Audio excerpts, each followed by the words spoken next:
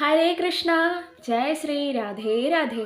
അപ്പം നമ്മുടെ കേരളത്തിൽ ഇപ്പോൾ വലിയ വലിയ ആഘോഷങ്ങൾ നടന്നുകൊണ്ടിരിക്കുന്ന ഒരു കാലാണല്ലേ. എന്താണ് ഇപ്പം നമ്മുടെ കേരളത്തിൽ നടന്നുകൊണ്ടിരിക്കുന്ന വലിയ ആഘോഷം? നിങ്ങൾക്ക് ആർക്ക് പറയാൻ പറ്റും?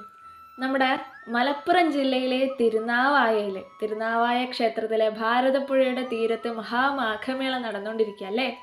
12 വർഷത്തിൽ ഒരിക്കലായിരുന്നു അത് നടക്കാറുണ്ടായിരുന്നത്. പിന്നെ കുറേ കാരണവശാൽ അത് നടക്കാണ്ടായി പോയി.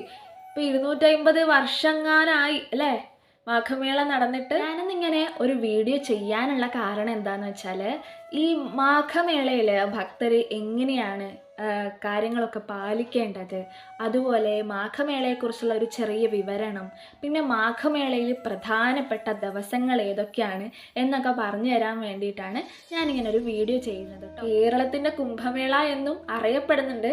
പക്ഷെ ശരിക്കും പറഞ്ഞാൽ മഹാമാഘമേള തന്നെയാണിത്.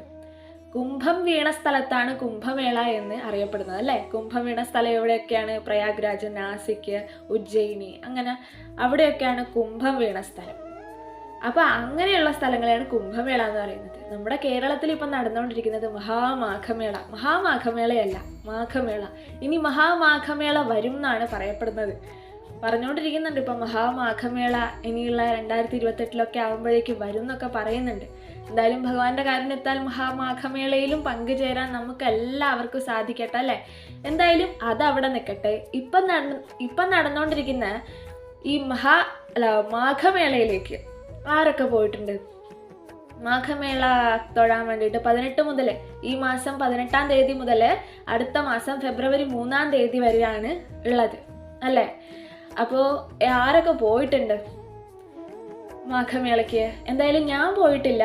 ഞാൻ പോകാൻ ഉദ്ദേശിച്ചിരിക്കുന്നത് 3-ാം തീയതിയാണ്. 3-ാം തീയതി പരിസമാപ്തിയാണ് അല്ലേ.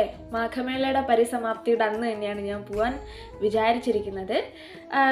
അന്നാണ് എല്ലാം കൂടെ ഒന്ന് ഒത്തു വന്ന ദിവസം എനിക്ക്. അപ്പം അന്ന് പോകാമെന്ന് വിചാരിച്ചു. പിന്നെ അന്ന് നോക്കുമ്പോൾ വളരെ പ്രാധാന്യമുള്ള ദിവസങ്ങളുണ്ട്. 18-ാം തീയതി മുതൽ 3-ാം തീയതി വരെ ഉള്ളതിൽ മാഘമേളയിൽ വളരെ പ്രധാനപ്പെട്ട ദിവസങ്ങളുണ്ട്, ഇടയിലൊക്കെ വരുന്നുണ്ട്.